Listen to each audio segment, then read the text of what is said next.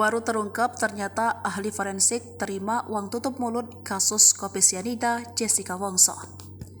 Reza Indragiri, ahli forensik yang mendapatkan uang tutup mulut dalam kasus kopi sianida yang menjerat Jessica Wongso. Dirinya mendapatkan sejumlah uang untuk diam saat menangani kasus kopi sianida yang menewaskan Mirna Salihin. Pengakuan itu diungkap oleh Reza Indragiri lewat film dokumenter berjudul Escort, Coffee and Jessica Wongso.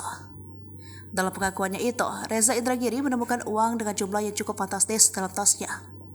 Kendati demikian, uang yang diterima oleh Reza itu ia kembalikan ke KPK. Melansir dari laman resmi Wikipedia, Reza Indragiri memiliki nama lengkap Reza Indragiri Amril SPSI. Ia lahir pada 19 Desember 1974, merupakan ahli psikologi forensik, konsultan sumber daya manusia dan dosen Indonesia.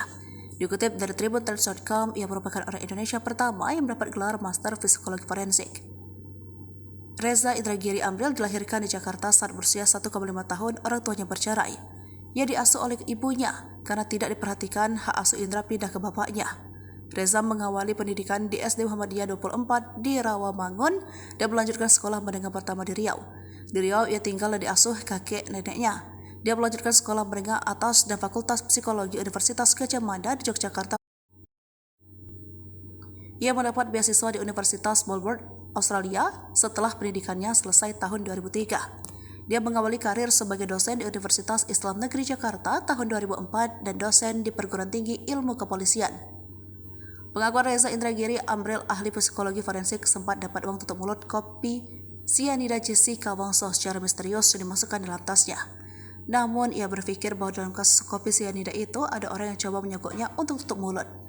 Hal itu ia akui dalam film dokumenter di menit ke 1:20, 50 sampai 1:2125. Sampai sekarang hanya pada kasus inilah ada pihak tertentu yang sampai kemudian menelpon saya dan meminta saya untuk berhenti bicara. Ada pihak tertentu yang memasukkan uang ke dalam tas saya. Maka saya tafsirkan bahwa uang jajan itu adalah sebuah cara agar saya tak banyak bicara dalam kasus ini. Ya, kalau saya notabenkannya adalah orang biasa yang tidak punya sangkut paut dengan kasus ini, kenapa orang itu mau kasih saya uang? Saya khawatir bahwa ke otoritas penegak hukum justru pihak ini secara tak bertanggung jawab justru juga kasih uang dalam jumlah yang lebih besar.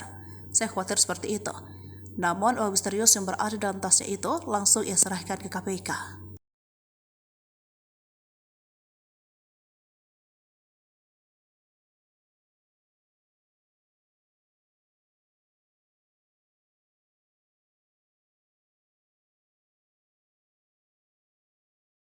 Download Tribun X sekarang, menghadirkan lokal menjadi Indonesia.